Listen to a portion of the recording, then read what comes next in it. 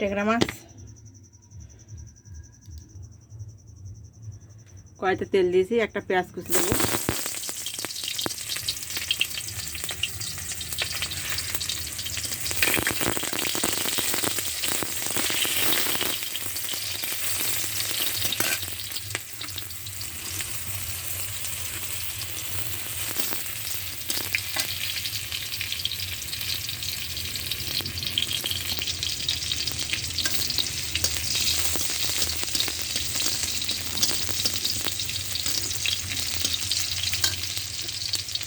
এই যে একটি বড় শুকনো মরিচ আর কালো জিরা এগুলো দিয়ে দেবো।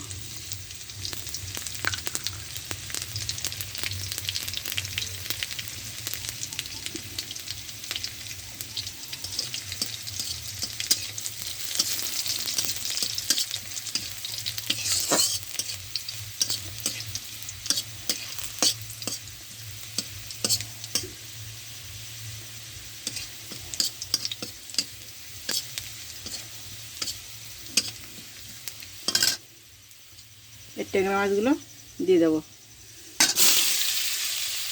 সামান্য শুকনো মরিচের গুঁড়া, হলুদ আর লবণ দিয়ে নিতে গেছিলাম, এবারে ভেজে নেবো আমি।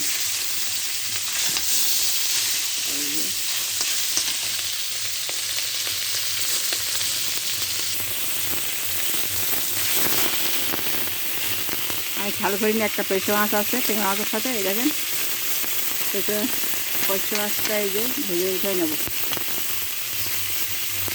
এই যে ভাজা গেছে, এটা উঠে নিলাম।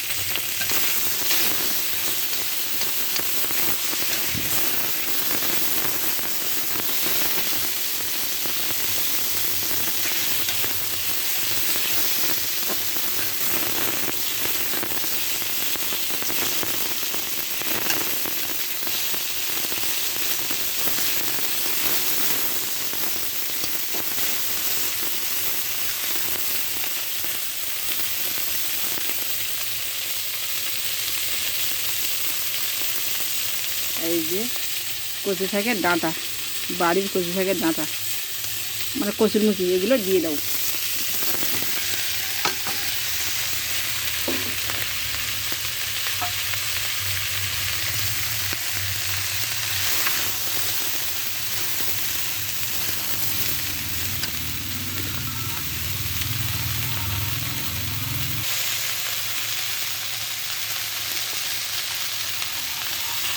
পরিমাণ মতো লবণ দিলাম,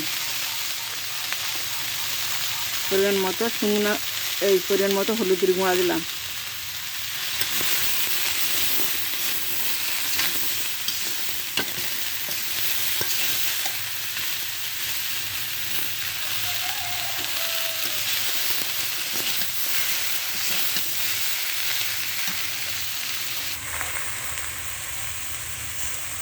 শুকনো মরিচের গুঁড়া দিলাম।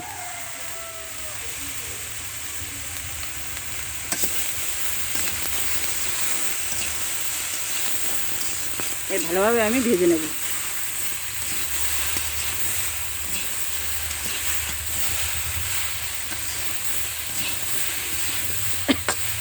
দেখছেন কচু শাকের ডাঁটা কিন্তু কমে যাচ্ছে, ভেজে নিচ্ছি, জল মেরে যাচ্ছে, জল হালকা হালকা বেরিয়ে এসতেছে আর কমে যাচ্ছে।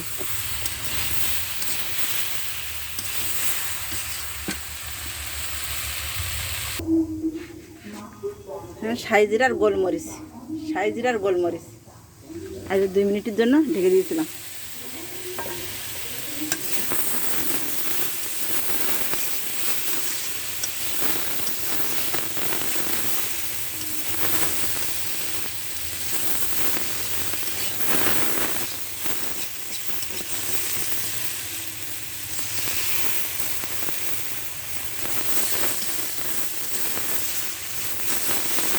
আর কচু শাকের ডাঁটা দিয়ে ট্যাংরা মাছ আমি ঝোল রান্না করছি। এভাবে আমরা গ্রামের মানুষ এভাবে কচু শাকের ডাঁটা দিয়ে চিংড়ি মাছ, ট্যাংরা মাছ, কই মাছ ঝোল রান্না করি, খেতে কিন্তু ভালো লাগে। আপনারা এভাবে রান্না করে দেখবেন, ভালো লাগবে। আর ভালো লাগলে সাবস্ক্রাইব করে দেবেন।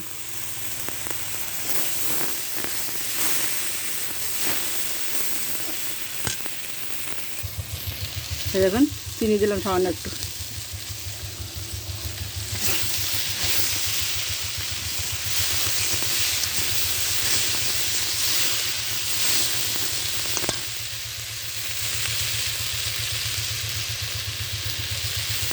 এবার আমি জল দেবো।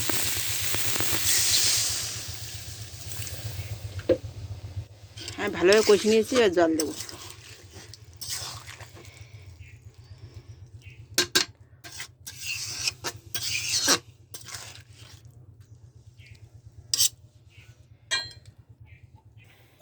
সাথে কিন্তু 2টা কাঁচামরিচ বেটে দেবো।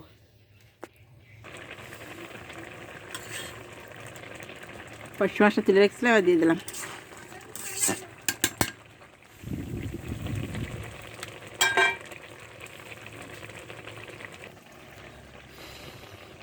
এই যে বেটে রেখেছিলাম কাঁচামরিচ আর এই যে মশলা সাইজিরা আর গোলমরিচ, সেগুলো দিয়ে দিলাম।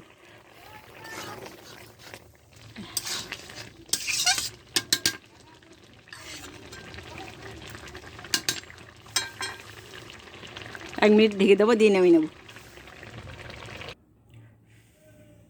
এই দেখেন কচু শাকের ডাঁটা আর মাছ, ট্যাংরা মাছ ঝোল রান্না করলাম। এইভাবে ঝোল রান্না করবেন, খেতে ভালো লাগবে। আর ভালো লাগলে লাইক করে দেবেন।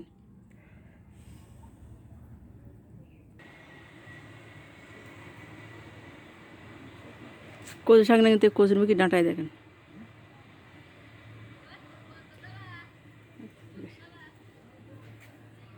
বাড়িতে হয়ে আছে, তাই সে কচু মুখী ডাঁটা দিয়ে রান্না করছি মাছ, বা ঘরের সামনেও আছে। এ দেখেন।